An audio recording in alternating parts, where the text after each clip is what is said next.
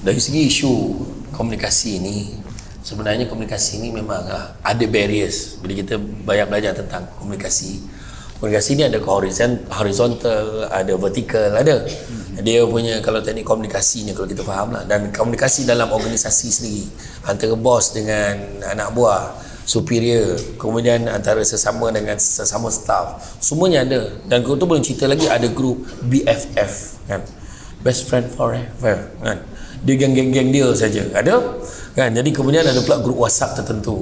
Ada grup WhatsApp yang ada bos dalam tu, KPP pun ada dalam tu.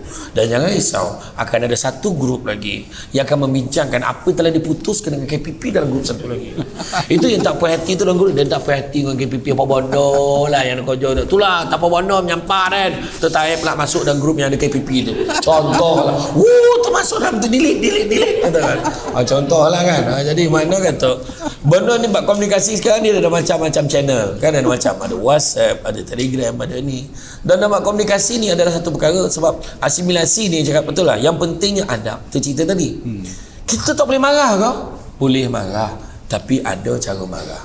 Tak boleh tegur kau? Boleh tegur, tapi ada cara tegur. Kan bak kata orang dulu-dulu tu, orang Melayu ni marahnya di dalam sonyo.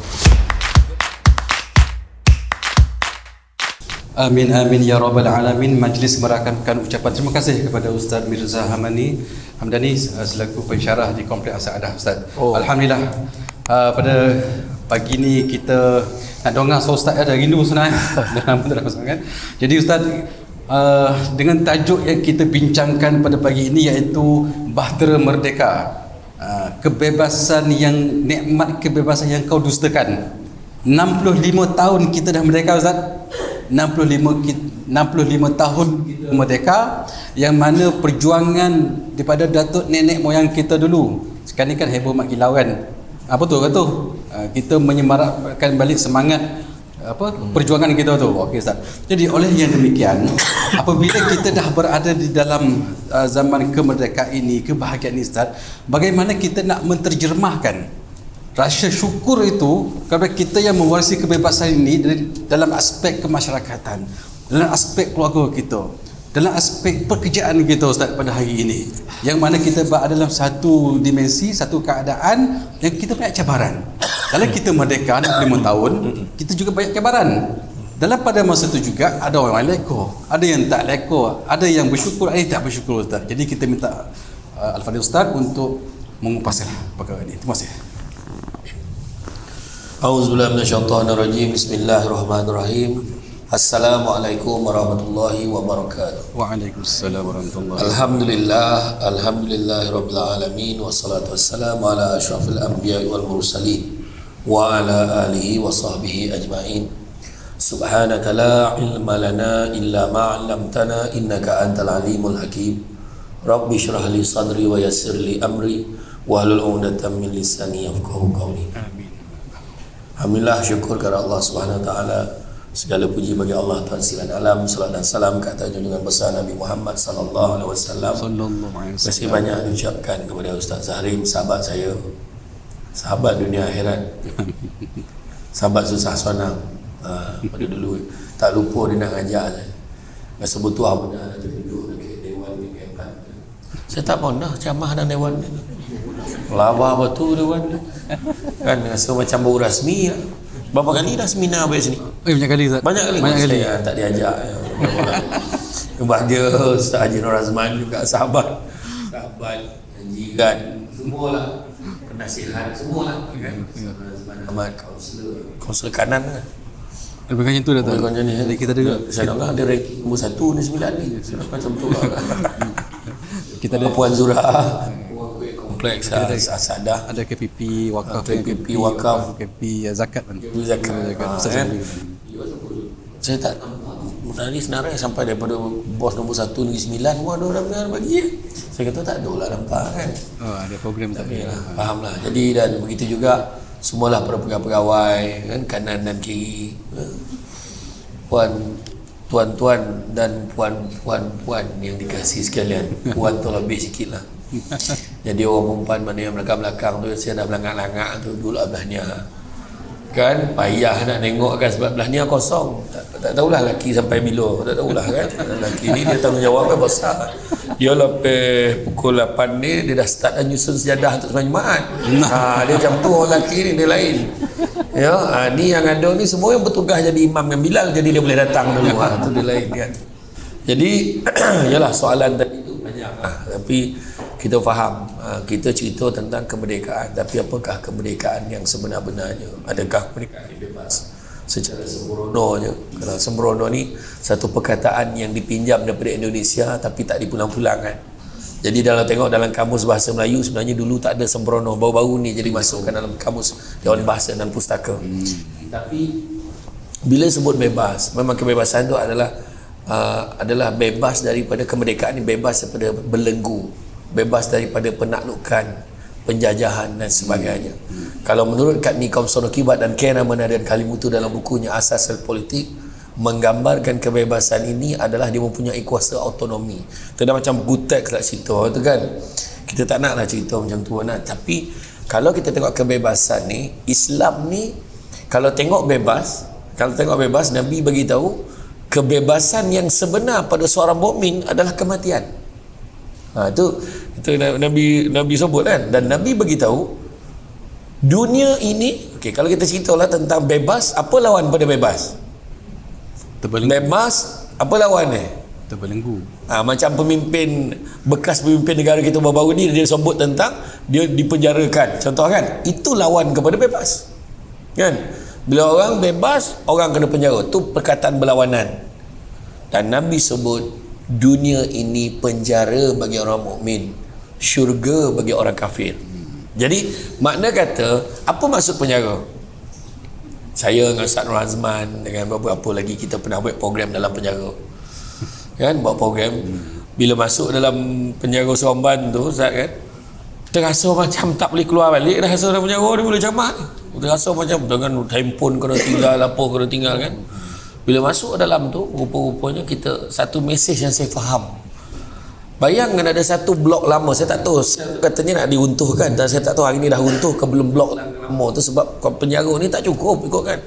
Macam penjara Kajang ke Haji Zudin kata tu, patutnya kapasiti 5,000 lebih je, tapi dah memuatkan sampai 9 ke 10,000 dah. Main pudek dalam tu, masuk lah mana boleh masuk kan. Yang faham-faham lah, tak faham sudah lah. Yang ngadu duduk Somban tak faham. Jadi bila dipenjarakan komplek penjara lama tu, bayangkan kecil ya, berpadat 5 orang, toilet pun tak ada sebab komplek penjara lama tu. Tapi dibuang air macam mana? Ada satu baldi untuk dibuang air kat situ, dan ada botol mineral ni yang sebesar saya ingat dalam 2 liter kot. Jadi sejam sekali pegawai penjara tu akan tukar baldi tu. Kita bilik air pun kadang-kadang kok lambik sikit flush, dia punya bau macam mana tu cakap. Bayangan ni tak berpintu tak berbilik. Tapi nak bagi tahu, pengajaran yang kita tengok yang paling besar itu, pertama, penjara kita punya kebebasan dah disekat. Bukan setakat bukan boleh keluar setakat itu je. Makan minum pun tak boleh. Cakap dengan penjara tu boleh tak cakap, kalau boleh hari ni nak nasi ayam kopak. Memang pijak kan pegawai tu tak dapat dah. Apa menu itu kau makan lah. Kemudian kalau boleh keluar pun setakat kat padang tu, kemudian kena buat kerja berat, kena buat PPE, kena buat songkok, kena buat kerja untuk hangat. Upahnya 50 sen sehari kan masa tu kan. Jadi makna kata itulah juga dunia ni. Islam ni meletakkan hidup kita ni walaupun bebas dalam masyarakat, tapi kita ada peraturan. Kebebasan kita berperaturan, bukannya kebebasan secara mutlak. Suami ni dia, aku suami, kau kena ikut cakap aku, tapi bukan sebebas-bebasnya, sewenang-wenangnya. Ada batasan-batasan dia. Tak ada sampai kau boleh pijak bini kau tu, boleh kau kojo kan, tanpa sampai sempong pipi tu kan. Iya, dah kena tampar, saya sengit muka nak jumpa dengan kaunselor. Habis macam mana ni? Apalah, saya yakin dia boleh berubah kan. Dia sayang lagi ke lelaki kan, dia baik macam mana. Tapi adakah itu diizinkan? Yang terakhir itu dibenarkan? Tak dibenarkan. Dalam Islam ada batasan dia. Sebab apa? Sebab itulah yang disebutkan oleh Buya Hamka. Dia kata hidup kalau sekadar hidup, babi di hutan pun hidup. Kerja kalau sekadar kerja, kera di hutan pun bekerja. Jadi sebagai dalam keluarga, dalam masyarakat, semuanya ada peraturan, ada batasan dia. Ada orang kata kayu ukurnya, dan standard mungkin lebih kurang sama antara satu negara dengan satu negara, satu masyarakat dan satu masyarakat. Mungkin ada sedikit-sedikit perbezaan, tapi maksudnya sama, iaitu untuk mengatur kehidupan dengan adat, adab dan peraturan. Itu sebabnya kalau kita tengok dalam kehidupan kita ni, dalam suami isteri dengan anak, boleh menegur anak, boleh memukul anak, tapi ada juga garis panduannya. Bukan pukul sampai pengsan budak tu, malahan ada yang sampai mati. Ada peraturan dia.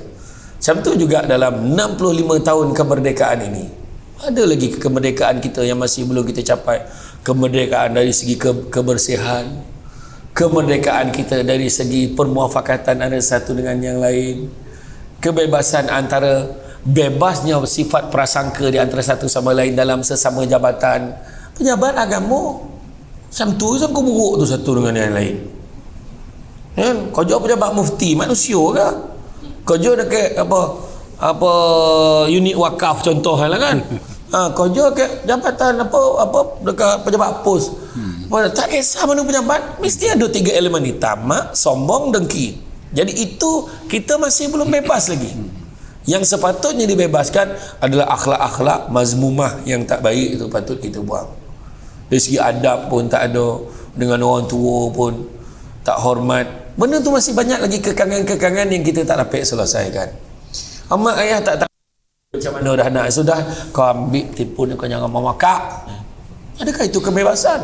Tak. Jadi disebabkan persoalan pertama kemasyarakatan kita, terlalu banyak isu yang membelenggu masyarakat kita menyebabkan kita tanya. Kalau tanya saya, dari segi kemerdekaan negara, kita sebenarnya masih ada satu lagi isu yang masih belum selesai, yang menyebabkan kita masih belum bebas, belum merdeka sepenuhnya. Minta maaf cakap, baik pada semua sektor, baik daripada pemerintahannya, di parlimennya, di peringkat pentadbirannya, dari peringkat masyarakatnya, kejiranannya, sektor pekerjaannya, iaitu dalam pendidikan. Kita masih ada satu lagi, iaitu kita sedang menghadapi satu krisis yang disebut sebagai krisis adab. Contoh dalam parlimen, bukan kita cerita politik, tak, tapi bila kita tengok mereka berlawan, bercakap-cakap, orang ni menjoget, orang ni mengutuk, orang ni, dan benda ni disiarkan secara live sampai ke Sultan Johor ngabarkan sangat sangka baru tu. Kemudian kita tengok pula jiran dengan jiran dah saling tak ambil berat antara satu dengan yang lain. Kan? Makin Kak Leha tu tak sidai kain, comel orang sebelah pahal tak sidai kain. Agak tak sihat kau. Long kau pergi tinjau, long bahar Cik Leha kau tak sidai kain. Pergi tinjau. Assalamualaikum. Salam pahal long. Tak ada apa hal ni anak mak suruh tanya, Cik Leha sihat tak? Sihat. Pahala Cik Leha tak sidai kain ni. Cik Leha dapat TV baru. Balik cerita kau mak Cik Leha okey dia sihat, habis pun tak sidai kain lah. Hari ni dapat TV baru. Besar ke TV dah mula dia ajab pakai cancel tu, cancel towel lalah dia pergi. Amboi dah beli TV baru, tak kawan ke orang. Pergi tengok. Baik-baiklah, mana lah masuk, ambil lah masuk. Pergi tengok. Dulu Cak Na ambil tahu. Tapi di Putrajaya, beberapa tahun kebelakangan telah berlaku, jiran dah 5-6 hari mati dalam rumah, dah busuk bau tu. Apa isu tu? Adab kejiranan pun dah tak ada. Dulu, bang, saya nampak anak abang dia belakang bus stop dan lepak dengan kawan dia sokok. Yo kau, terima kasihlah bagi tahu tu. Alhamdulillah. Jadi kita tahu. Balik kan siap kan? Tadi kau pergi mana? Kau pergi mana? Kau cakap? Tak mengaku. Jadi kita cakap terima kasih sebab kita sampai membetulkan dia. Saya kata, bang tadi saya nampak belakang bus stop tu anak abang. Besok tu lepak kawan. Tak apa abang, saya nampak dah sesak rokok. Aku dah kacau hidup kau tak? Kau jangan kacau hidup anak aku boleh? Itu hari ni. Nampak tak? Dulu kita kena lambat datang kan, lambat datang sekolah, ingat tak kena berdiri kat luar pagar tu. Lepas tu menyangkung lah kereta tu. Baik nama kelas mana? Allah. Selagi nama tak hantar kat mak abah kita okey. Kan? Nak mengadu dengan mak abah, memang double.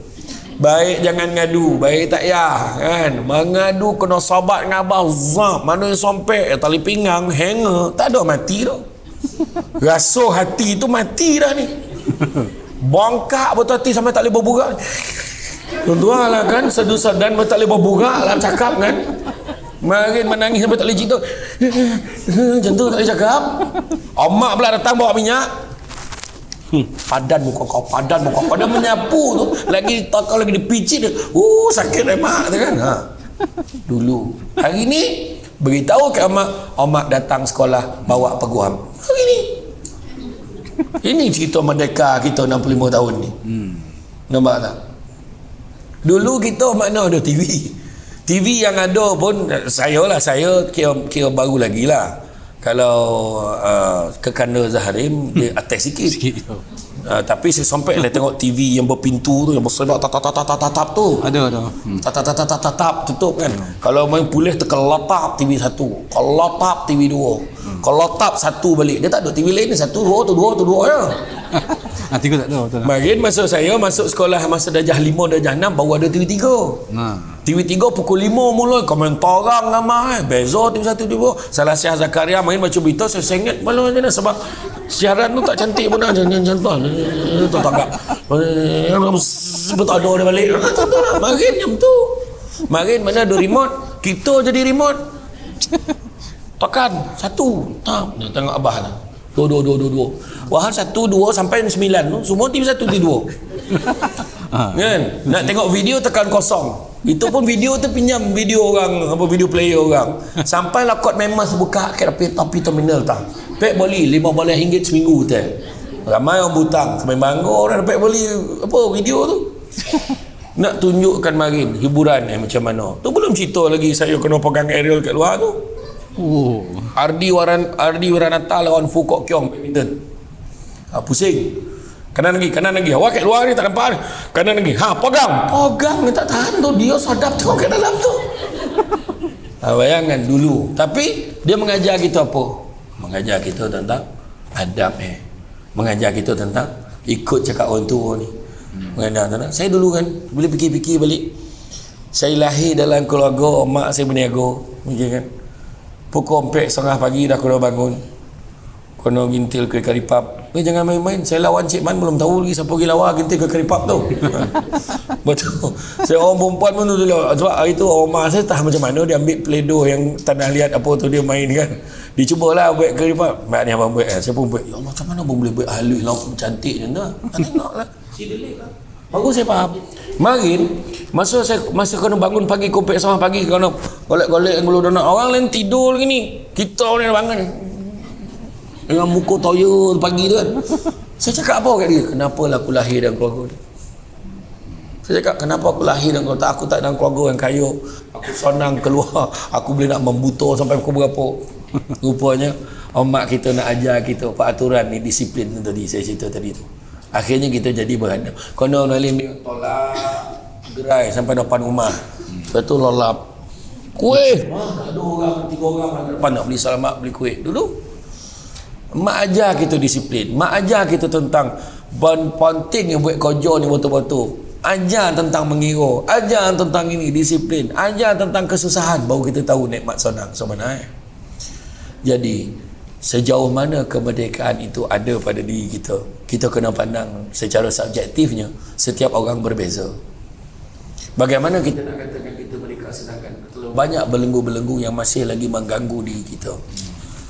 Kita masih lagi tamak dengan mengajar keduniaan, sedangkan Nabi mengajar kita. Nabi bagi tahu anak-anak Adam kalau diberikan 2 lembah omeh, maka dia akan minta lembah yang ketiga. Tak pernah cukup.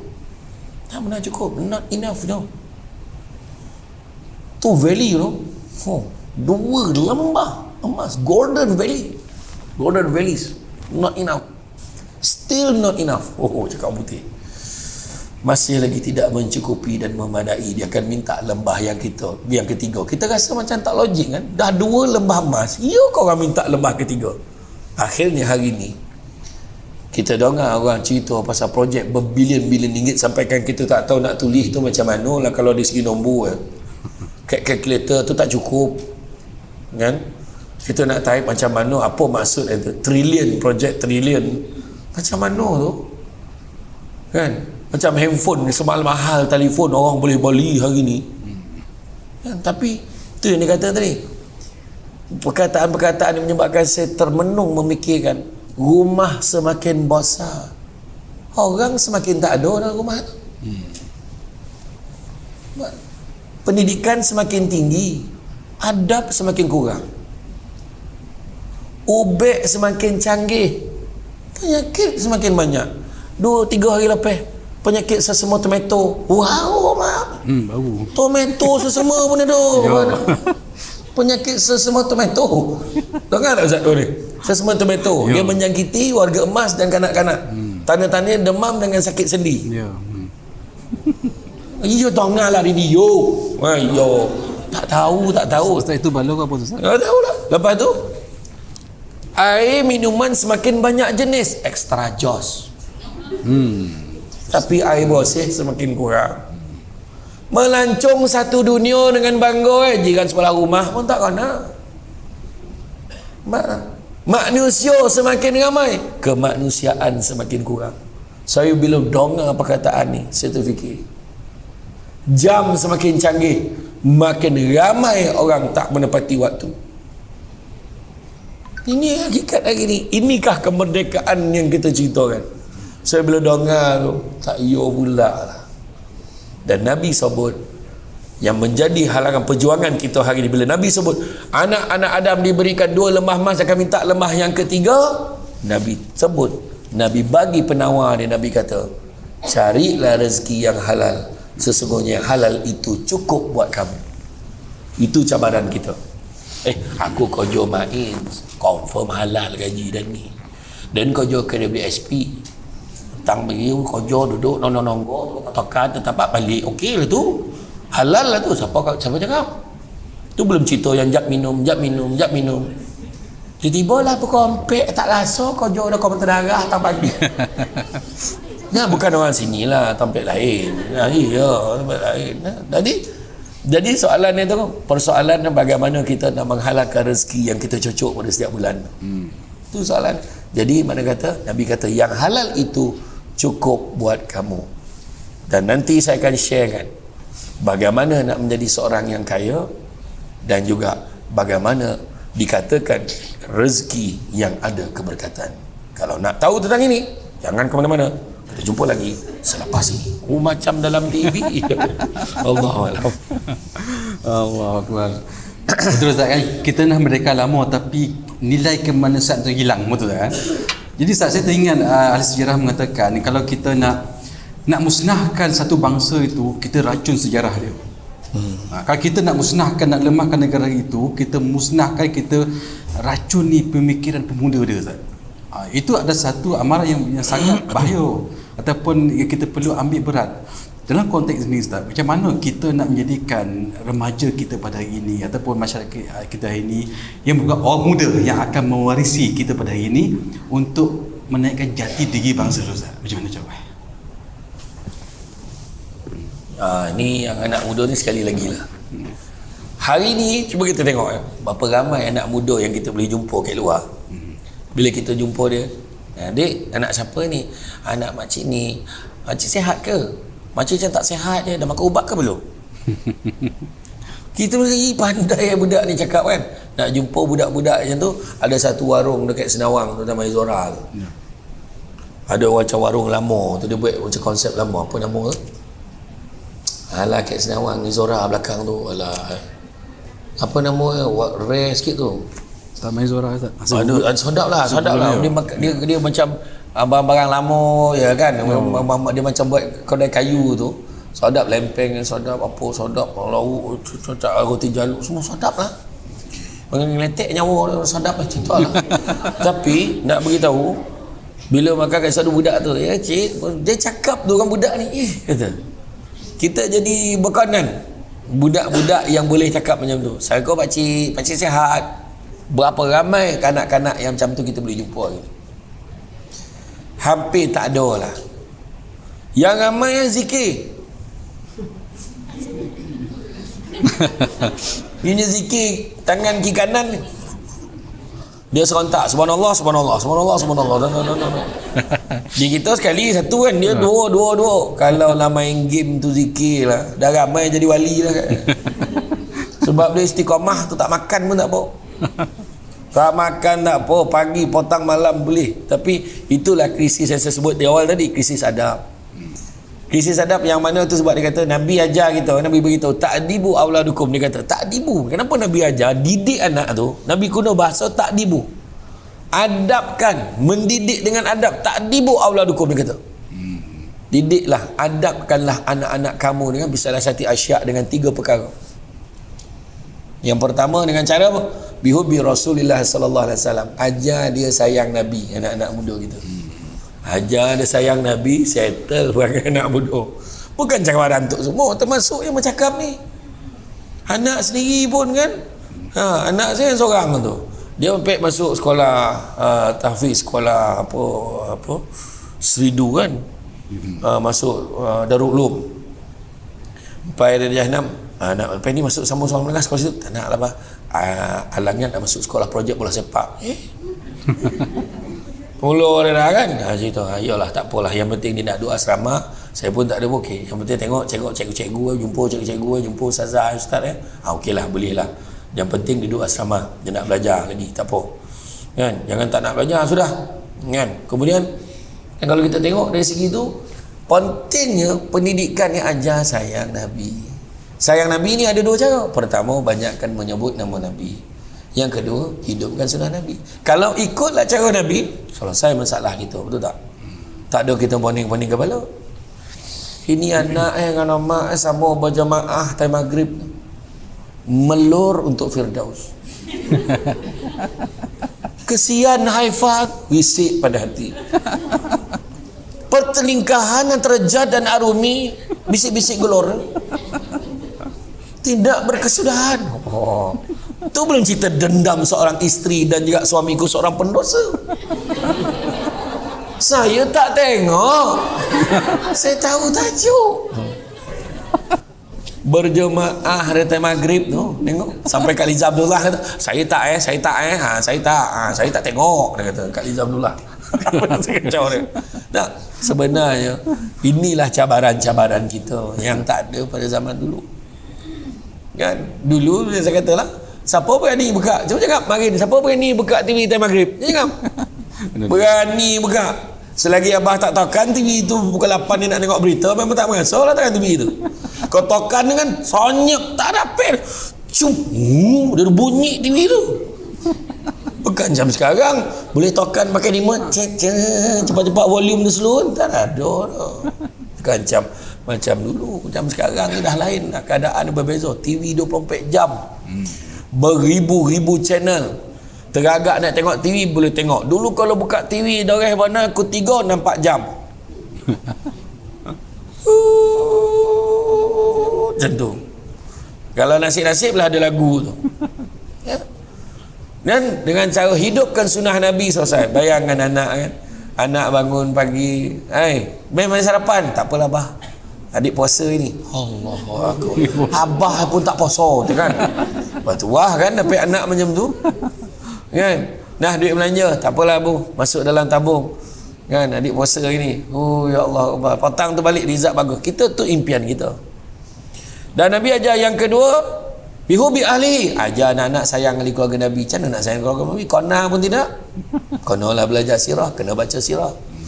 Yang dibaca kan Hansel and Gretel, Jack and the Beanstalk. Dia ajar tentang panjek dia tabur kacang naik pe kates kayu buat turun atas karun. Memang bohong tu. Kan? Dan kemudian yang ketiga ni biqiraatil Quran, dengan membacakan ayat suci Al-Quran. Makna ajar dengan ngaji Quran. Oh dulu ajar ngaji Quran. Tahu macam mana pergi ngaji teh? Mesti ngaji. Pergilah ngaji. Pagi ni kan susah-susah kono belajar ngaji. Rupa-rupa ketika zaman Saidina Umar dulu, ada seorang lelaki bawa anak jumpa dengan Saidina Umar. Wahai Umar, kau tolong nasihatkan anak aku ni derhaka. Umar pun nasihat, kau ni jangan derhaka lah, berdosa lah, neraka lah, tuntang. Kemudian anak ni bersuara, wahai Saidina Umar, apakah semua keadaan anak saja derhaka pada ayahnya, tak adakah keadaannya yang mana ayah tu derhaka pada anak dia? Soalan tu pelik, tapi Saidina Umar kata ada. Yang pertama, sekiranya ayahnya gagal memberikan nama yang baik-baik kepada anak dia. Kalau macam tu ayah aku derhaka, dia bagi nama aku ni, dalam bahasa Arab tu, bahasa Melayu maksudnya kumbang hitam. Tahu nama dia. Kita gabung nama kita sayang. Demi cinta kita. Nama sayang Mahani, nama abang Yahya, nama anak kita Yamaha tu. Itu nama Jepun tu. Maznah Daud Mazda budak tu lah. Kau nak ejek dengan kawan kan. Ya. Kadang-kadang nama baik, rupanya nama anak jin pun saya tahu. Kan? Anak saya ada seorang tu, Zakwan nama dia. Rupa anak jin kat nama Zakwan ni. Baru tahu, patutlah jangan sebut, Ustaz Syarahan cakap, jangan sebut nama penuh-penuh Zakwan. Tak canya tagak jin tengok siapa panggil. Yo kau panggil Alang, panggil Atih macam tu. Ya rupa Alang tu kat rumah tu dia ngadu dengan rumah. Cakap apa kau nampak lah? Itulah malam tadi ada nampak ada dia tinggi-tinggi, contoh dia masuk bilik abah. Tu abah kau mangan. Bukan lain tu dah. Tak ada lah lain gitu. Macam tu lah. Yang itu pertama. Yang kedua, kegagalan seorang ayah ni menyediakan ibu yang baik untuk anak dia. Mana suami kena didik isteri supaya jadi isteri yang baik, dapat didik anak tu jadi anak yang baik. Kalau tak, ayah tu derhaka. Jadi kalau macam tu ayah aku derhaka sebab aku tak tahu pun mak aku siapa. Dan yang ketiga, kegagalan seorang ayah memberikan anaknya didikan Al-Quran. Sebab dulu silibusnya Al-Quran. Hari ini bukan hanya Al-Quran, pelbagai ilmu yang kita boleh pelajari. Itu sebabnya kena hantar anak dapat pendidikan itu wajib pada seorang ayah, bukan yang pada seorang ibu. Ayah ketua keluarga ni kena tentukan. Itu yang bila kita bincang zaman ada lelaki yang makan, ada sebut orang perempuan tanggungjawab melayan suami dan melahirkan anak. That's all. Lelaki apa halah ada lelaki itu juga. Ya memang ya. Itu kerja orang perempuan. Yang lain ada semua kerja lelaki. Basuh kain, basuh baju, lipik kain, silai kain, nyopor kain, santai bilik air, sak goreng cekodok, masak, bosarkan anak, jaga PDPR anak, semua kerja lelaki benar. Oh, balik kan cerita tu. Mak tahu tak sekarang masa serbat tadi dia cakap apa bang? Macam terkejut dia. Betul ke bang? Macam tengah dia punya cara itu kan. Cuma orang lelaki tak mampu nak buat itu dah. Kalau ikut keadaan semasa tu, sebab Nabi dulu dia tidak menyusahkan isterinya untuk benda-benda yang Nabi boleh buat sendiri. Jadi bila isterinya tu boleh buat ni sebab dia nak tolong suami dia yang memangku tugas suami dia tu. Dia tolong buat ni, dia tolong buat ni, dia tolong masak ni, dia tolong menjaga anak, dia tolong ni, maka suami kena appreciate. Balik jangan tunggu dia cakap, kita cakap dulu orang lelaki. Makasih lah ya, tak terbuat abang dah, kau main rumah macam ni je lah. Alah tak apalah bang, siapa lagi nak buat. Orang perempuan macam tu selesai lah tu lah, mati yang suka. Ni bila kita diam, dia tanya kita keluar bilik air, rasa nak bilik air pahal nak bilik air ni. Yang lelaki ni mana lambik apa benda belizo bilik air rasa sama tu. Dia boleh pergi nyontal bilik air, kau renovate ke bilik air lah tahu kan. Nak bayangkan tu kan. Ya, itu sebab orang lelaki kena appreciate. Itu sebabnya kena faham. Bila kita faham macam tu, lelaki tak adalah nak marah perempuan. Ni kenapa berterabur ni? Kenapa? Sebab tu kerja dia. Faham tak? Macam tu jadi orang lelaki. Lepas tu saya satu lagi bila kita sebutkan, sebab pemahaman tu, ilmu tu kena ada. Saya pun tak tahu, saya tanya Ustaz Razman. Tu yang saya kono tu. Tiba-tiba lah ceramah kat Jompol, kelebihan penyusuan susu ibu pula. Itu tajuk lah ni. Waharo Ustaz tu Ustaz Razman macam tu nak cakap macam ni cara Ustaz Razman ingat kita pergi jalan masa tu belum Samsul Debat ni telefon Ustaz Hazlina dekat hospital Tengku Japar macam ni balon okey lah tu. Iya sampai kat Jompol semua tu tua kejadai dia orang ni semua ni. dah expired. Ayo kata kan. Tak, tapi antaralah pengalaman. Tapi mana nak beritahu tanggungjawab tu sebenarnya kadang kita memudah-mudahkan mana-mana ikut teori sendiri. Itu kerja kau perempuan, siapa cakap? Kalau kita faham, kita takkan berlaku, betul kan? Jadi kemerdekaan kita ni juga bergantung juga dengan ilmu pengetahuan kita tadi. Cantik tolok pantai landai, tambah perahu tepi kuala. Biarlah buruk kain dipakai, asalkan penuh ilmu di dada. Ya? Kain songket benang sutera, lilit sebalit buat selempang. Ilmu yang banyak jadi cahaya, walaupun sikit menjadi terang.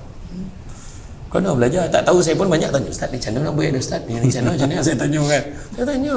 Dengan Ustaz Zahrim tanya, lagi galak saya tanya. Aduh, kena tanya saya tentang macam mana ni dari segi zakat kira pahala tanya dia ni. Saya pun telefon lah Ustaz Zahrim. Kan? Ya.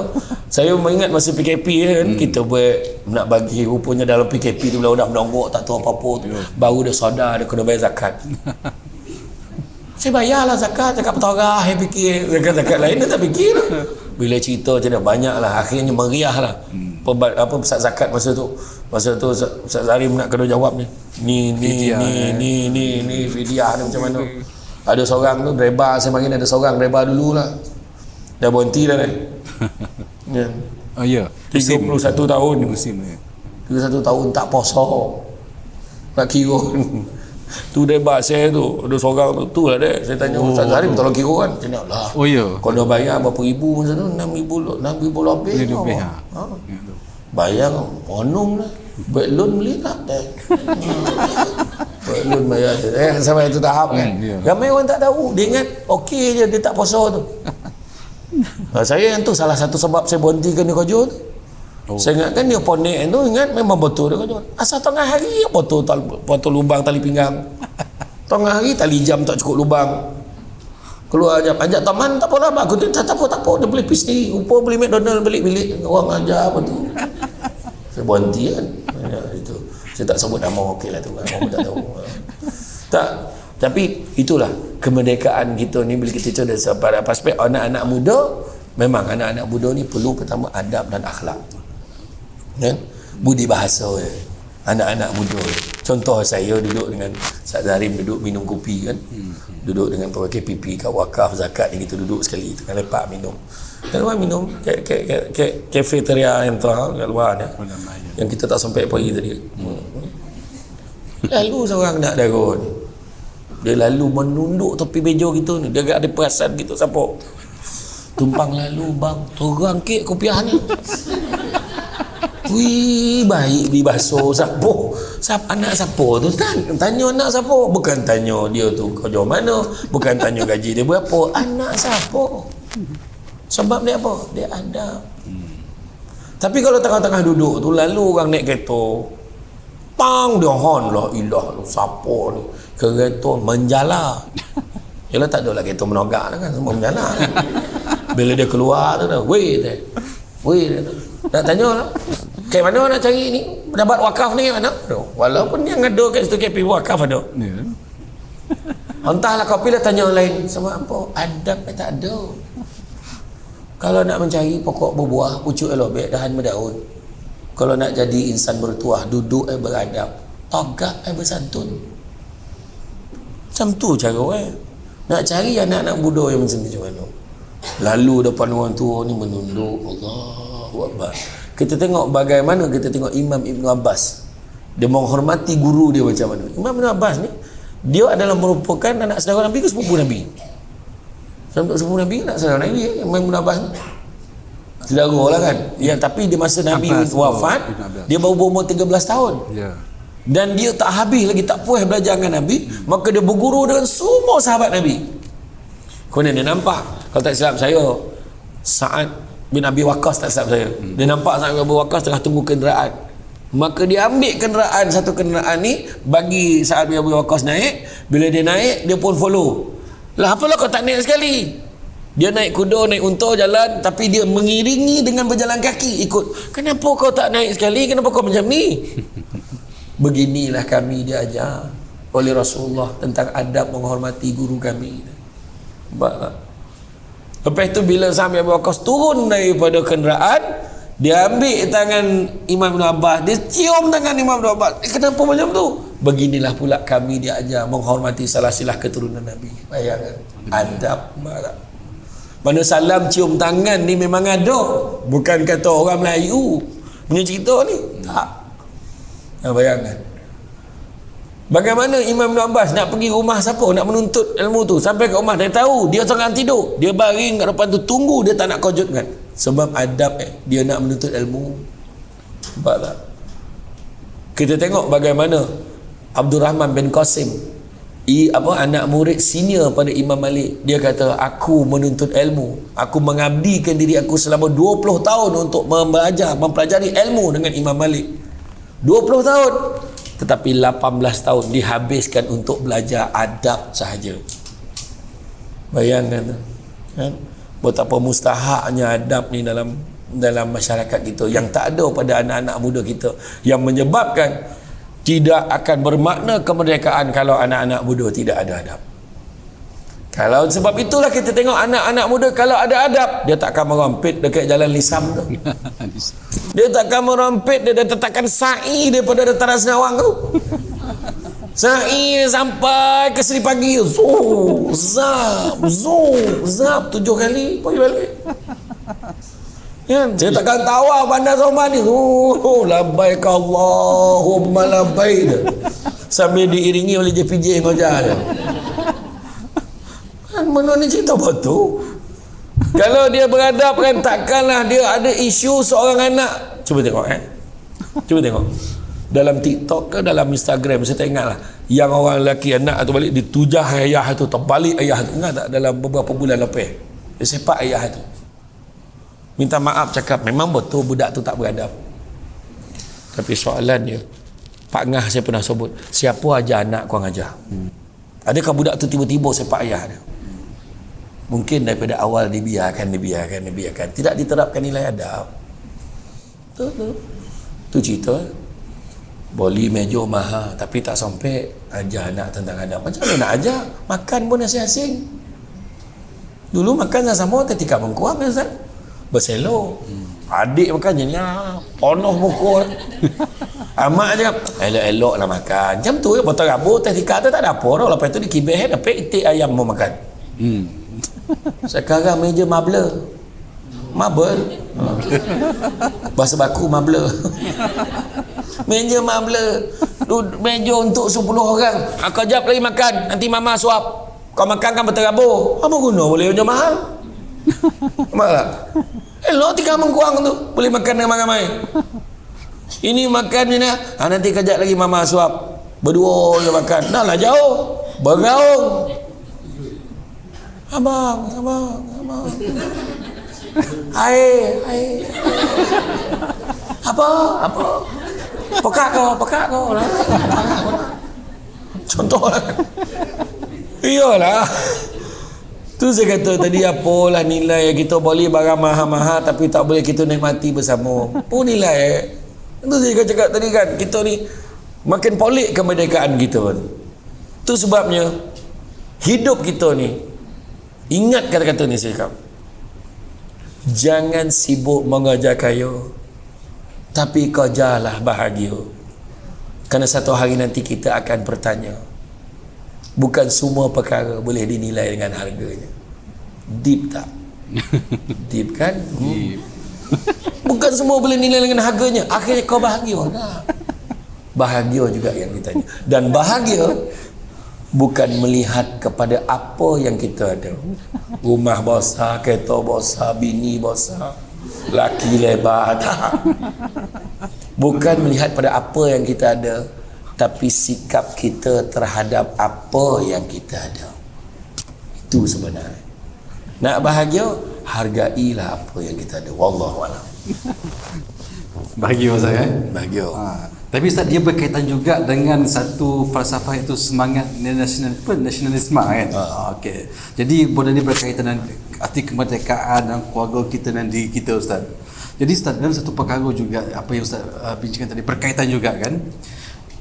Dalam kita menerapkan semangat nasionalisme dalam diri kita, saya teringat kata-kata Ibn Khaldun. Kalau satu bangsa tu Ustaz, kalau hilang asabiah diri dia, maka tunggulah saat kehancuran bangsa tu Ustaz. Okey. Soalan saya Ustaz, nak kata kan. Kalau kita suami isteri lah kan. Jangan. Contoh. Jangan. Copet benar tu. Passionnya tu Ustaz. Panggilan dia. Okey, Ustaz, kalau suami isteri kau ada asabiah ada Ustaz kan? Maklumlah, ni agak sensitif tak kan? Jadi kalau dia tak ada asabiah dah, maksudnya terlalu kekitaan lah. Abang orang situ, kita orang sini, contohnya kan. Begitu juga dalam pejabat. Kalau kita terlalu asabiah yang macam mana tu Ustaz? Kita nak mengharmonikan contoh ni. Dan kawan-kawan kita, dengan jiran, dengan masyarakat dan sebagainya, kalau kita memahami maksud asabiah tu ataupun kekitaan tu yang mana kita nak mengharmonikan Ustaz. Ada perkara ni ya. Mantap Ada mantap Mantap. Ada saya tak. Tak sadar lah kan. Kalau kita suami isteri, pahala pula kan.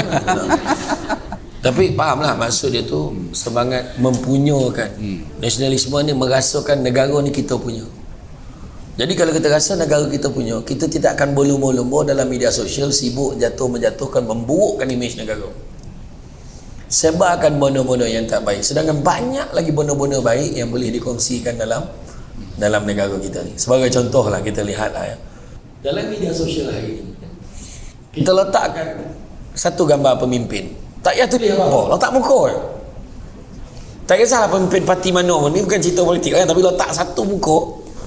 Tak payah tulis apa-apa. Wah, tengoklah kaum dia punya komen, kepala hayah semua keluar. Tak berguna lah, macam-macam. Orang dikutuk, macam tu lah. Dan kita pula tiba-tiba cubalah jadi baik. Cubalah komen yang baik-baik. Bukankah bahasa itu melambangkan bangsa? Komen bawah, kau pun sama, dah tonton gitu lah kono. Itu biasa. Okey.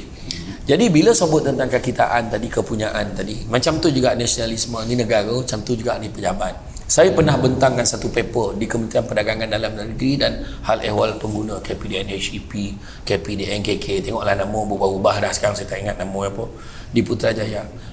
Bicara integriti, noktah bertindih apabila kain terlondeh, tajuk.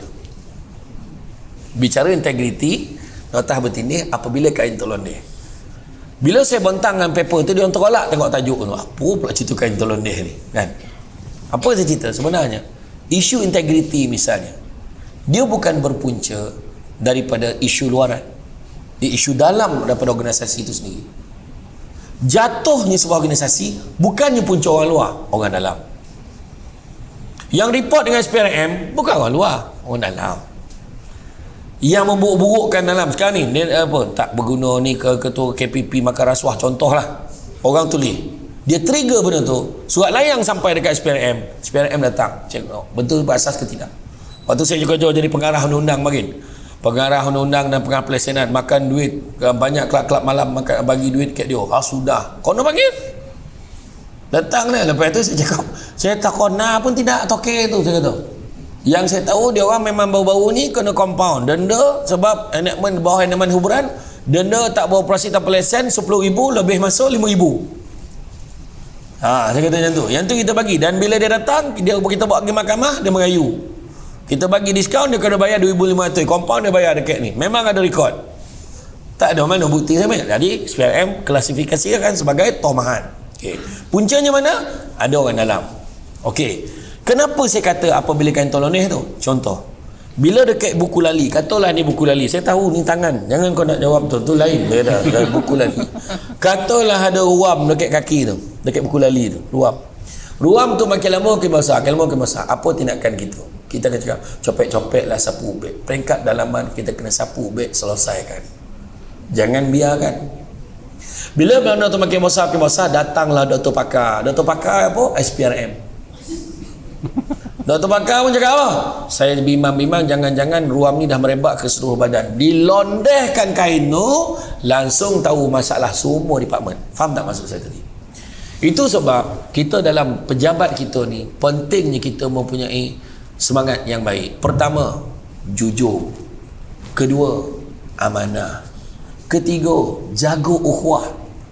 Ukhuwah ni, yang ketiga ni, ukhuwah ni adalah kita berbaik sangka, jangan saling menjatuhkan. Jatuhnya organisasi, maka tanpa sadar kemungkinan besar puyuk nasi kita pun terganggu. Minta maaf cakap sebagai contoh, dulu kita pernah ada SPAT, tiba-tiba jadi APAT. Lepas itu sudahnya hantar ke departmen-departmen pengangkutan jalan dan sebagainya. Boleh hilang satu departmen sebenarnya bila kita menjadikan departmen itu tak relevan disebabkan oleh kita nak lapihkan tak puas hati kita, sedangkan benda tu boleh diselesaikan peringkat dalaman. Sebab apa jadi memburuk itu? Sebab dia tak rasa tu dia punya. Dia rasa yang ini tak apalah, biar konyol sesama, biar senang sesama. Sebenarnya menyesal. Menyesal tu sebabnya semangat kekitaan ni adalah kita cuba melindungi, memelihara, menjaga nama baik organisasi dengan sebaik-baiknya. Bukan makna kata kita memang kita tak boleh nak ubah satu dunia ni, kita tak boleh ubah. Macam kisah seorang ahli falsafah, dia kata, waktu aku kecil aku nak ubah seluruh dunia, tapi bila aku dewasa aku tengok dunia ni besar benar, tak dapat ubah dunia ni tu. Tak apalah, biarlah aku ubah negara aku, tukar target. Bila dah tua, rupa negara ni pun besar juga, dia kata. Bila dah tua, biarlah aku ubah keluarga aku. Akhirnya ketika dia dah berada di kamar kematian, dah nazak dah, masa tu dah tak terdaya, barulah dia sadar baik pertama kali, tak ada seorang pun dari keluarga tu dapat diubah. Boleh dia sadar, alangkah baiknya kalau aku mengubah diri aku sendiri terlebih dahulu.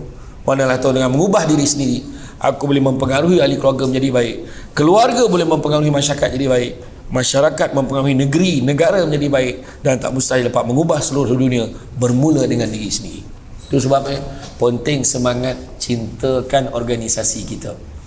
Pada siapa yang dah berada di Mains, Allahu Akbar. Saya yang daripada kecil lah kan, berurusan dengan Mains ni, lu tengok sampai ke besar. Bukan tiba-tiba kak, oh dapat bangunan macam ni, sampai lawa menara tau. Ustaz nanti datang kan kita buat program di Menara Mains. Mana satu Menara Mains yang lawa ke Pelek Garden lah. Ya, perjuangan ni orang dulu office ni macam mana? Numpang sana, numpang sini, lepas tu ada bangunan sendiri, lepas tu pub. Ustaz Razman terminal 1 dulu lah. Kita kan baik budak lepak dengan selajin kuyak-kuyak tu. Iya, kalau berburak dengan Ustaz Razman, saya pernah lepak minum dengan dia kan. Iya, betul. Jadi makna kata perjuangan yang disebabkan kita sayang organisasi kita, alhamdulillah Allah bagi lagi, dan kita tak mustahil satu hari nanti akan ada di tempat lebih baik lagi. Itu yang kita nak. Sebab penting menghargai organisasi kita kan, jaga organisasi kita, jujur, amanah, ukhuwah, percaya hidup ni biar membaca hikmah. Senang hidup kita ni kalau baca hikmah. Adalah hikmah itu, kita tak naik pangkat, orang lain naik pangkat, ada hikmah itu, rupa-rupa ada jawatan lagi baik untuk kita lepas tu. Percayalah. Nampak tak? Tanam tabu di tepi rumah, cabut ubi sampai ke akar. Kalau hidup membaca hikmah, selaut garam terasa tawar. Okey, relax kan, relax je. Samsul debat itu puas mikir, betul ke dia nak pencen ni kan. Saya dah sadap jadi pengarah kan, buat kuasa ada 80 orang, pembantu tapir ada 10 orang, bailiff 8 orang, PA 22 orang, India seorang, Melayu seorang, perempuan 22. Bila masuk pejabat tapi ada orang angkat barang, tiba-tiba nak bersara, betul ke nak bersara ni? Percaya pada hikmah. Rezeki siapa bagi? Allah. Ranti je lah, ranti. Tu yang susah tu, naik kereta besar, besar kereta sekarang payah juga. Naik Azia susah hidup sekarang, tak tahulah macam mana tu kan. Itu yang tak mereka tu jadi isu dia apa? Simple lah. Hidup kita ni bukan nak menyenak apa, nak memuaskan hati orang, tak dapat lah. Tapi kita buatlah apa yang terbaik kita boleh buat. Okay, naik Azia, okey, parking pun senang kan. Iya, tak ada, kita bila hidup kita mengharapkan pengiktirafan manusia, kita akan kecewa. Jadi kita kerja ni nak harap pengiktirafan pada Allah saja, habis cerita, selesai. Naik pangkat tak naik pangkat, okeylah, tak naik pangkat, peringkat kita macam tu je. Pukul 5 boleh balik, petangan pergi pasal malam, tanya KPP wakaf, KPP zakat, kau pun balik. Kerana potang, dengar bos nak jumpa, pergi meeting. Ya ni, kau balik ni. Saya tahulah saya jadi pengarah makin. Bukannya boleh balik pukul 5. Kira bertuah lah boleh balik pukul 5 tu. Bini macam ni panjang muncul. Ya. Orang lain pun pengarah lah. Meeting. Dia nampak. Iya, betul. Ustaz Zahri pun kojap sini. Tanya lah dia. Kan? Tapi semua tempat tu ada hikmah. Kita belajar banyak perkara. Rupa-rupanya Allah nak bagi dia duduk dekat kompleks yang paling bahagia sekali. Ambil sadar. Paling bahagia tuan. Bahagia. Makin mana dia ajak? Nak ajak saya ada kekangan. Ni dia ajak. Bukan kekangan apa masuk. Alhamdulillah dapat jumpa. Dapat program begini. Kan? Jadi makna kata itulah saya kata tadi. Makna dalam organisasi tolong jaga. Saya malah nak cakap lah, ada organisasi-organisasi tertentu terlampau saling menjatuhkan, akhirnya image tu tak baik. Image tu tak baik dan kita pun keserokan bekerja pun akan terganggu. Wallahu a'lam. Jadi Ustaz, dalam konteks kita masyarakat kan, kita berlaku asimilasi dalam masyarakat. Kita pelbagai kaum, pelbagai suku dan sebagainya, Melayu, Cina, India dan sebagainya. Dan kita sebagai orang Islam menjadi contoh yang terbaik kepada masyarakat gitu kan. Kita lihat aspek komunikasi itu sangat penting. Jadi hilangnya adab, hilangnya akhlak disebabkan faktor komunikasi juga. Jadi macam mana kita menjadikan faktor komunikasi itu kita terapkan, kita beri kesedaran kepada masyarakat komunikasi ini penting sebenarnya. Jadi apa benda elemen-elemen yang ada dalam komunikasi itu untuk kita nak mencantikkan hubungan kita bersama masyarakat, termasuklah di jabatan ataupun di keluarga kita, masyarakat itu benda yang asas dalam kehidupan kita, Ustaz. Apa pendapat Ustaz dalam perkara ini, ya? Dari segi isu komunikasi ini, sebenarnya komunikasi ini memang ada barriers. Bila kita banyak belajar tentang komunikasi ini ada horizontal, ada vertikal, ada. Dia punya kalau teknik komunikasinya kalau kita faham lah, dan komunikasi dalam organisasi sendiri antara bos dengan anak buah, superior, kemudian antara sesama dengan sesama staff, semuanya ada. Dan kita boleh cerita lagi, ada grup BFF kan, best friend forever kan, dia geng-geng dia saja ada kan. Jadi kemudian ada pula grup WhatsApp tertentu. Ada grup WhatsApp yang ada bos dalam tu, KPP pun ada dalam tu. Dan jangan risau, akan ada satu grup lagi yang akan membincangkan apa telah diputuskan dengan KPP dalam grup satu lagi. Itu yang tak puas hati tu dalam grup. Dia tak puas hati dengan KPP, apa bodoh lah yang kerja tu. Itulah tak apa bodoh menyampah kan. Tertarik pula masuk dalam grup yang ada KPP tu. Contoh lah, termasuk dalam tu, delete kata kan. Contoh lah kan. Jadi mana kata benda ni buat komunikasi sekarang ni ada macam-macam channel kan, ada macam, ada WhatsApp, ada Telegram, ada ni. Dan dalam komunikasi ni adalah satu perkara, sebab asimilasi ni cakap betul lah, yang pentingnya adab. Tercerita tadi, kita tak boleh marah kau, boleh marah tapi ada cara marah. Tak boleh tegur kau, boleh tegur tapi ada cara tegur kan. Bak kata orang dulu tu, orang Melayu ni marahnya di dalam senyum, gembiranya di dalam tangis. Macam mana maksud itu? Maksudnya kita kena pandai menghalusi adab dan budaya orang Melayu ni kan. Islam ni macam itulah Nabi, macam mana Nabi menyantuni orang, macam mana dulu Nabi. Kalau nak kata lah kita memang susah nak bersatu ni, sebab kita tahulah kan pelbagai budaya. Sahifah Madinah paling hebat kali, perlembagaan Madinah, piagam Madinah, Nabi boleh menyatukan beratus-ratus suku kaum kabilah kan, dengan atas nama Islam. Islam tidak berlaku zalim pada bangsa-bangsa lain, pada agama-agama lain, tak ada. Bagaimana lain, semua setuju tanda tangan dengan disebabkan oleh akhlak Nabi Muhammad sallallahu alaihi wasallam.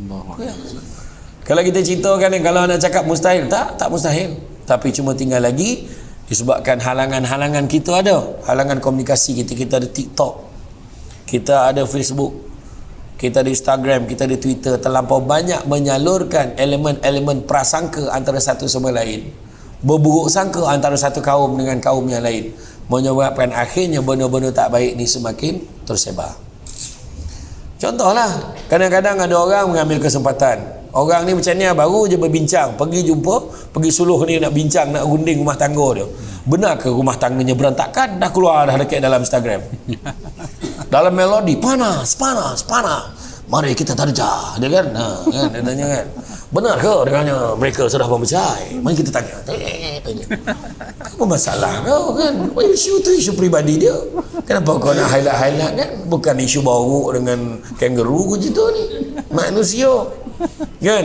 Jadi makna kata bab komunikasi ni kita pun kena tahu mana yang patut kita campur, mana yang kita tak patut campur, dan kita kena tahu batasan kita macam mana. Dan dalam hal ini, dalam bab komunikasi ni masih lagi elemen sombong, elemen tamak, elemen dengki memainkan peranan. Dan kalau inilah asimilasi yang banyak. Dengki, tak boleh tengok orang ni lebih sikit, Tak boleh tengok orang ni. Bak kata Ustaz, apa Tuan Guru Ustaz Said Abdul Kadir Ajufri, dia kata apa? Dia kata dongki ni nak tahu hati. Dalam hati kita ni ada dengki ke tidak? Kalau ada orang lain dapat kegembiraan, kita tak rasa apa-apa, dengki dah ada. Kita tak rasa apa-apa, dengki dah ada. Dengar-dengar Ustaz Nazman dia pakat. Tahulah, elok tu. Mana dengki dah ada. Walaupun dia tak rasa apa-apa, dengki dah ada. Dengar-dengar Ustaz Nazman naik pangkat. Macam mana dia boleh naik pangkat? Confirm dengki. Faham tak maksudnya? Habis macam mana standard dia? Standard dia bila Ustaz Nur Azman tu naik pangkat, dapat kegembiraan, kita pun gembira sama. Tahu dia? Oh Ustaz, naik pangkat, Alhamdulillah, senang nak minta tolong Ustaz. InsyaAllah. Kalau mana nak tolong Ustaz, saya tolong lah mana saya boleh. Iya. Saya tu orang cakap, jadi contoh ni, saya bagi contoh bila ada satu program di Negeri FM, ni cerita betul lah. Saya setiap minggu ada dengan Negeri FM, ada satu program setiap hari Rabu Ustaz, yang Ustaz ganti saya tu. Hari Rabu saya tak ingat lah hari apa, pasal keluarga Sakinah lah dulu. Tak cerita. Kemudian sampai satu tahap, disebabkan ada komitmen dan sebagainya, tiba-tiba program tu digantikan dengan Ustaz Nur Azman. Saya tak rasa marah pun. Ustaz Nur Azman yang paling best, dia telefon saya, dia nak minta tunjuk ajar, ngado minta tunjuk ajar apa. Dia ganti saya segmen tu. Saya rasa lapang dada. Sebab seronok Ustaz Nur Azman yang gantikan saya. Ustaz, Ustaz, okey tu saya logo. Kalau Ustaz gantikan saya, logo saya. Maknanya dia serahkan ke tangan yang saya seronok lah kan? Mana digantikan orang yang lebih baik lagi pada pandangan saya. Saya tak ada rasa pahala dia ganti Dan kan? Dan nak, sebab ialah kebetulan Negeri FM bayar pun tak ada lagi. Tak ada jadi tentu tak ada lah, bukanlah. Tapi bukan apa, Negeri FM ni sebab apa, dia bila dah lama kau orang kampung nak dengar suara kita kan. Tapi okey lah, Alhamdulillah Ustaz Razman nanti okey lah tu. Ustaz Razman pun sama yang bengkok-bengkok bila berburak tu kan. Okey lah tu. Bukan luih warna ni, nampak terotip tu yang main-main. Sekali dia keluar kan. Kan? Iya. Jadi makna kata tu dia, bab komunikasi sebenarnya kita boleh milih. Hidup kita ni adalah antara B dan D. B dan D. Birth and death. Antara kehidupan dan kematian. Di antara B dan D ada satu huruf di tengah. Apa dia? C. Kita ada choice. Komunikasinya macam mana, hidupnya macam mana, apa yang kita nak buat dalam hidup kita, kita ada pilihan. Komunikasilah dengan cara baik. Komunikasilah dengan cara beradab. Sebab hidup kita beradab tertib tak rugi. Campaklah ke mana pun kita akan senang hidup kita. Bila kita ada tertib, ada adab, ada peraturan, insya-Allah mudah untuk orang menerima kita. Wallahualam. Jadi Ustaz, antara yang apa yang Ustaz nyatakan tadi Ustaz, antara saya teringat kata-kata ulama, saya lupa nama dia, mungkin Syekh Abdul Qadir Jilani rasanya. Antara orang yang berilmu dengan beradab, aku lebih memilih orang yang beradab. Innama bu'ithtu li utammima makarimal akhlaq tu kan. Laqad kana lakum fi rasulillahi uswatun hasanah. Itu contoh yang terbaik. Okey Ustaz, antara kita lihat ni soalan terakhir Ustaz kira. Ya. Jadi antara elemen-elemen ini kalau kita lihat antara perasaan suka, kasih, sayang dan cinta. Dalam elemen ini dia berkaitan dengan komunikasi juga kan. Kalau kita ada perasaan ini, maka kita akan rasa mencintai Rasulullah SAW dan kita merasa cinta pada negara kita. Sekarang ni kita dah menikmati dua perkara tersebut. Jadi bagaimana soalan terakhir Ustaz, bagaimana kita nak memperkukuhkan rasa cinta, kasih dan nasionalisme kita kepada negara khususnya daripada agama kita dan konteks kita masyarakat yang majmuk pada hari ini. Dan terutama kita sebagai da'i, pendakwah pada hari ini, sebagai orang yang menepuri agama Islam kita Ustaz. Itu merupakan soalan terakhir dah pada kita di pagi Ustaz. Tafadhal. Okey, Imam Malik kata, biarlah ilmu tu sikit tapi jangan tak ada adab. Imam Malik kata. Tapi bukanlah makna orang macam tu tak payahlah belajar warna, ada ilmu sikit cukup lah, jaga adab. Tak, ilmu sikit tapi jangan tak ada adab, itu lebih baik daripada orang ilmu tinggi tapi adab tak ada. Maksudnya, tapi kalau ada ilmu, ada adab, lagi hebat. Itu yang kita nak sebenarnya. Jadi pemahaman kita tu dalam bahasa mantik kias fansuri tu kena faham. Jadi mana dalam hal ini pentingnya kita memperkasakan adab. Memperkasakan adab. Dalam hari ni macam saya bercakap ni bukan nak tunjuk, bukan kita buat forum atas pentas ni nak beritahu maka kami berdua ni lebih pandai daripada yang di bawah ni, tak ada. Ustaz Azman ni semua orang pengalaman ilmu. Tu Ustaz Naim tu mana ada lah, kan ada. Jadi makna kata kita ni kena faham bahawa satu perkara perkongsian hari ni adalah sebenarnya nak mencernakan satu buah fikir. Nak tengok macam mana agak kalau kita ni dalam negara kita merdeka 65 tahun ni, apa sebenarnya kita nak kerja. Pentingnya kita memperkasakan ilmu pengetahuan kita. Dengan ilmu mesti disertakan dengan apa disebut sebagai adab dan akhlak. Makan sirih berpinang tidak, pinang ada di Kota Melaka. Makan sirih mengenyang tidak, tagah dek budi dengan bahasa. Kita sebut tentang kepentingan ilmu. Hari ni kita berforum, berbincang, berbicara lebih kurang sejam saja. Tak banyak. Cantik dipandang rumah penghulu, kaya terukir dari papan. Alang-alang menuntut ilmu, sebutir pasir kembangkanlah menjadi intan. Jadikan dia lebih baik. Dengan apa pemahaman kita tadi? Oh, akhlak. Pemahaman kita tadi, kita kena tuntut ilmu. Kita kena belajar. Tak tahu bertanya, malu bertanya, sosek barik. Sosek jalan tak berlaku dah, map boleh tengok kan ni. Tengok ways. Sesuaikan diri kita dengan keadaan. Di kandang kambing kita, ngembek di kandang rimau kita mengucap. Kau jangan mengaum, dia kena kau siapa? Ngaum dia tangkap kepala kau habis. Kau video dia ngaum dia memang selesai dah, tak dapat dah. Dah mana kata nak bagi tahu pentingnya ilmu pengetahuan. Saya memang tertarik dengan satu, itu sebab kita kata ilmu ni penting lah. Ilmu ni penting. Itu sebab proses pembelajaran kita takkan terhenti, sentiasa belajar. Malam tadi bila saya semalam mabuk teruk lah semalam, saya tak pernah mabuk naik kereta sebab saya tak berapa sihat beberapa hari ni. Alhamdulillah suara ni dah kembali okey lah. Tadi saya share ilmu macam mana nak jaga suara dalam bab ceramah ke apa, ada lah nanti tanyalah. Tadi saya dah bagi dah tadi air apa nak minum. Jadi bila semalam, mula-mula pagi, bayangan saya malam semalam tu saya camah ada kek, bukan tompek biasa, kek kandang saya camah. Seri Kandang Melaka. Habis camah kek kandang, keluar ayah kandang, Tawi pergi ke Johor. Malam tu pukul 12.30 malam sampai. Pagi semalam saya camah di kompleks di Dewan MPC di Johor Bahru.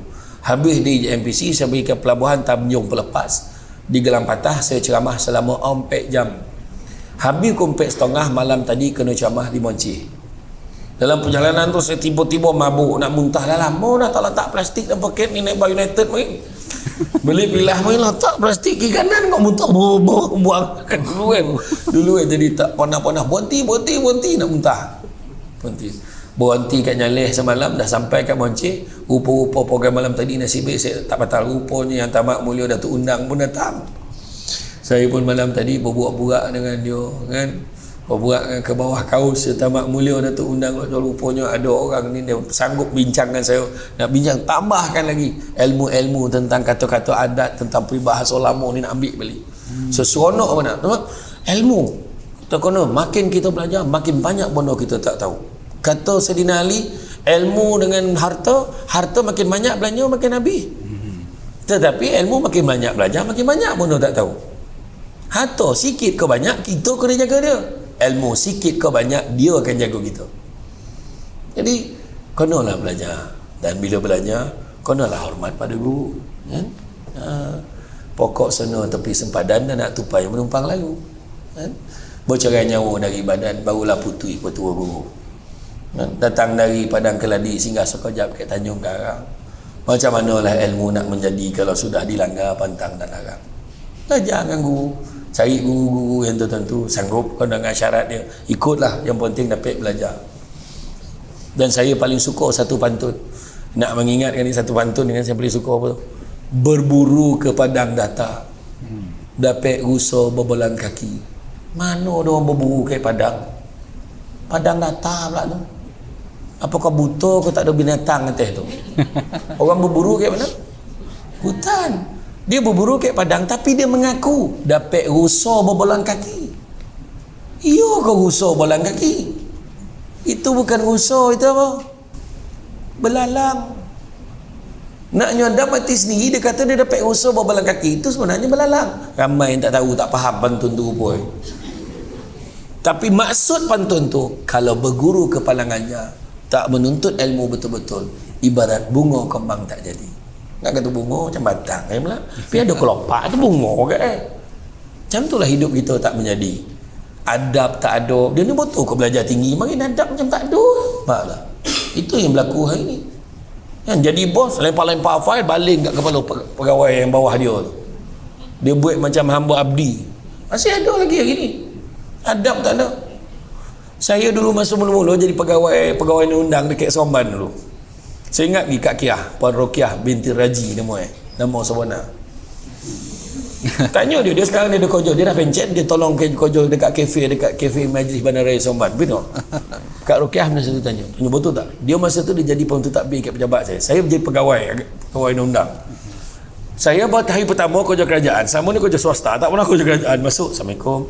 Lepas tu saya duduk kat pejabat tu, saya komeh pejabat saya, kemas bilik cik, suka tengok. Dia kata, Kak Kiah, saya nak tanya lah, pukul berapa saya boleh keluar minum?